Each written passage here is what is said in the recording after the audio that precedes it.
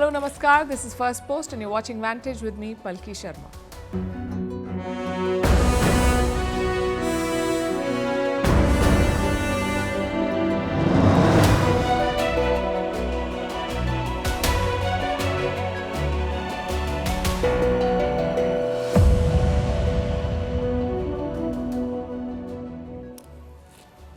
It was the final nail in the coffin. Since taking office, Donald Trump has done everything to appease Vladimir Putin, from offering a Ukraine peace deal on Russia's terms to making a pitch to lift economic sanctions.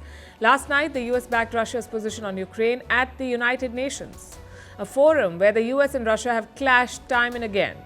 During the Cold War, the UN was a battleground for the Americans and the Soviet Union. And in the modern day, Joe Biden used the United Nations to isolate and embarrass Russia. But with yesterday's vote, Trump has effectively reversed American foreign policy on Russia. And in the process, he has fractured the Western alliance. So with America out of the picture, who is supporting Ukraine now? Where does India stand in this conflict? And what does Putin want? What is his idea of a peace deal? What are his demands? We'll discuss that tonight. Meanwhile, French President Macron also met Trump, shook his hand and shot to the headlines. But has he been able to sway the American leader? Also, why is South Africa targeting American big tech? Is this a message to Trump? How the Bangladesh army chief has lashed out at the country's political leadership? Why Starbucks is firing people and trimming its menu? What happened to the beaches on Mars? And is the market for artificial intelligence shrinking? All this and more coming up. The headlines first. Iran rules out direct talks with the United States on its nuclear program. This comes a day after Washington imposed fresh sanctions on Tehran. The Iranian foreign minister made the announcement after meeting his Russian counterpart. Last month, Tehran had signed a strategic partnership treaty with Moscow. Taiwan detains a Chinese crude cargo ship after an undersea cable was severed off the island.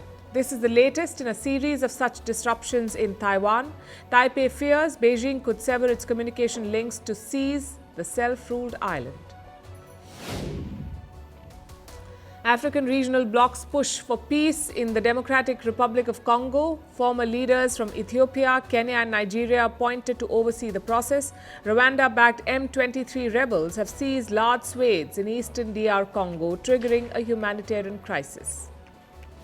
Indonesia and Apple agree on the terms to lift the ban on iPhone 16. This ends months of negotiations between Jakarta and the tech giant. Last October, Indonesia banned the marketing and sale of the iPhone 16 after Apple failed to meet its local investment regulations.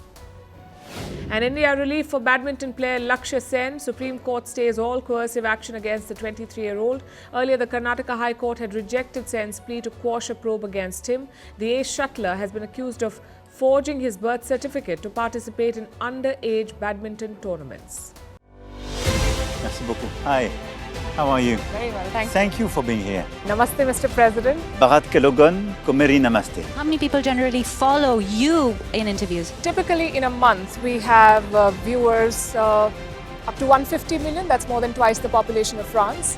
And in the last 2 years, we had 3 billion viewers. So I say, Laurent, this is your chance to be famous. You're on Firstpost.